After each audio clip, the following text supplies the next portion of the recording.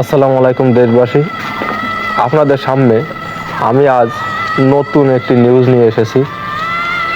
আপনারা বিভিন্ন নিউজ দেখেছেন জীবনে, হারানো বিজ্ঞপ্তি, বিভিন্ন খবর পত্রিকা, দেশ বিদেশের সংবাদ, কিন্তু আমি আজ যে নিউজটা নিয়ে আপনাদের সামনে এসেছি, এমন নিউজ আপনারা আগে কখনো দেখেননি। এটা একটি মসজিদ। এই মসজিদের ওই গেটে একটি পোস্টার মারা আছে, আমি দেখাবো আপনাদের বড় করে।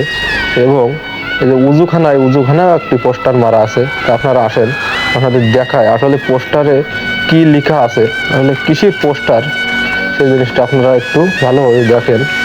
এখানে লেখা আছে, আমার নাম মোহাম্মদ সোহাগ হোসেন, আমার ঠিকানা গোপালপুর, আমি একজন গরিব মানুষ, আমার কোনো ধন সম্পদ নাই।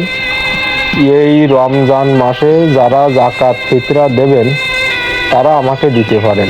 যোগাযোগে মোবাইল নাম্বার 01714895472। ভালোভাবে দেখেন, ক্লিয়ারভাবে। জাকাত নেওয়ার জন্য এই ভাইটি এই পোস্টারটি তৈরি করে এই মসজিদে এই উজুখানার উপরে আর কি এই মনে করেন সরকারি যে সাবমার্সিবলের একটা ট্যাঙ্কির দিয়েছিল, ট্যাঙ্কি নাই, ট্যাঙ্কিটা উপরে দেশে, কিন্তু সেই গাঁথনিটি আপনার সেই পোস্টারটি ভাইটি মেরে গেছে। এই জায়গায় যখন উজু করতে বসবে তখন এই পোস্টারটি লোকে রাখবে। এবং আসেন, এই যে মসজিদের গেট, আজকে জুম্মার দিন, যখন নামাজ পড়তে আসবে লোকজন, তখন গেটে ঢোকার সময় এই যে গেটের এই জায়গায় একটি পোস্টার ভাইটি মেরে গেছে। যখন এই গেট দিয়ে নামাজ পড়তে যাবে তখন এই পোস্টারটি সবাই নজরে পড়বে আর কি। তাই এই ভাইটি এই পোস্টারটি মেরে গেছেন।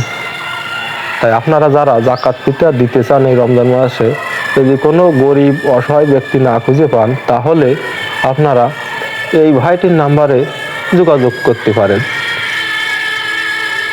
এই যে এরকম, আসলে আমরা তো বিভিন্ন নিউজ বিভিন্ন কায়দায় দেখেছি, কিন্তু আমার জীবনে আমার দেখা, আপনারা এরকম নিউজ আগে দেখেছেন কেন জানি না, আমার প্রথম এই দেখা এমন একটি নিউজ।